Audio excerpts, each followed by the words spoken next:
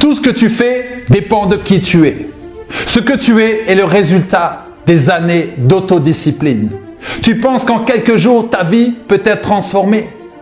Mais la plupart des gens veulent des outils simples à mettre en place. On essaye de te vendre des solutions miracles. Il faut être réaliste. Ta vie ne changera pas tant que tu n'as pas mis de la discipline, de la rigueur et de la persévérance. C'est un travail constant. On veut une solution rapide et efficace sans faire le moindre effort.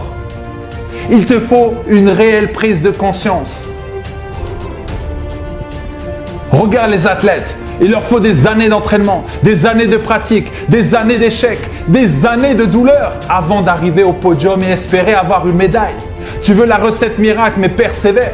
Tu veux du succès dans ta vie, mais change tes habitudes. Écoute-moi, il y a 2 clés au succès. Tu dois d'abord connaître qui tu es. Tu dois connaître ton identité. Lorsque tu sais qui tu es, tu dois garder une foi inébranlable. La foi, c'est de dire « Je ne vois rien, mais je sais que cela va arriver. Je suis convaincu que cela va arriver. » Mais quand tu crois fermement, les choses se mettent en place dans les cieux. Laisse Dieu agir et fais ta part. Le problème, c'est que tant que tu n'as pas expérimenté un miracle dans ta vie, tu seras toujours dans le doute.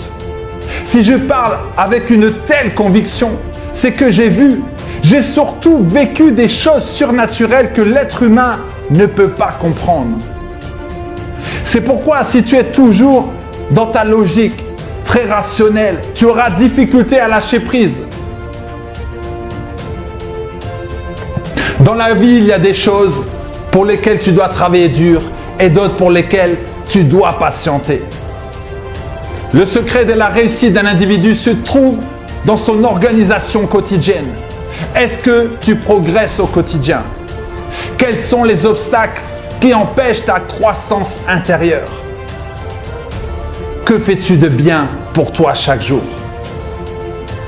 N'oublie pas que ton but dans ta croissance personnelle est de réaliser ton potentiel. Je ne connais pas ta situation. Je ne sais pas ce que tu vis. Tout ce que je peux te dire, c'est que ta situation ne détermine pas qui tu es. Tu as peut-être perdu ton travail, ton entreprise, ta femme, ton mari, mais tu n'as pas perdu tes valeurs. Tu as peut-être perdu espoir, mais s'il te plaît, continue à y croire, continue à te battre. Le GPS de la vie va recalculer ton trajet. Tu t'es peut-être planté, tu as pensé échouer, mais cela n'est pas une fatalité. Ressaisis-toi, ne baisse pas les bras. Je sais que tu vas y arriver. Ce n'est pas le moment d'abandonner. Prépare-toi aux critiques. Prépare-toi au jugement des autres. Prépare-toi à être abaissé et humilié. Tu n'as pas à convaincre qui que ce soit. Sois convaincu et tu seras alors convaincant. Tes résultats parleront. Tu auras des amis, mais tu auras aussi des ennemis. C'est une année particulière, mais ne te laisse pas vaincre par le mal, mais cherche à vaincre ce mal par le bien. Vas-tu rester à pleurer, à te lamenter, à déprimer? Est-ce que cela va changer la situation? Non. Alors lève-toi et commence à travailler sur toi-même. Commence à travailler sur toi. Tes objectifs doivent te permettre de te réveiller tôt le matin.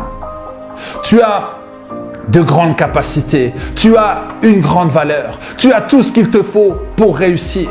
Est-ce que tu es conscient? Est-ce que tu penses que tu peux contrôler cette situation? La vie est faite de hauts et de bas. Certains hauts et bas font partie de la vie. Mais si tu gardes une attitude positive, les hauts et les bas feront de toi une personne meilleure. Si tu gardes une attitude négative, les hauts et les bas feront de toi une personne amère. Ne vis pas avec la douleur du regret, qui peut générer une douleur profonde, mais vis plutôt une vie avec des douleurs de l'autodiscipline. Tu en récolteras des fruits positifs.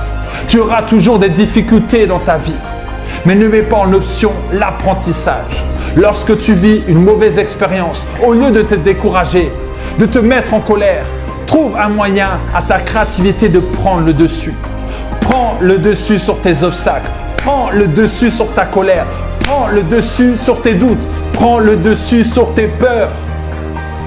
Reprends le contrôle de ton esprit et va influencer ce monde. Va influencer ce monde. Ce n'est pas au monde de t'influencer, mais c'est à toi d'influencer ce monde. À toi de me dire ce que tu as retenu et ce que tu vas mettre en place. Fais ton maximum. Yes!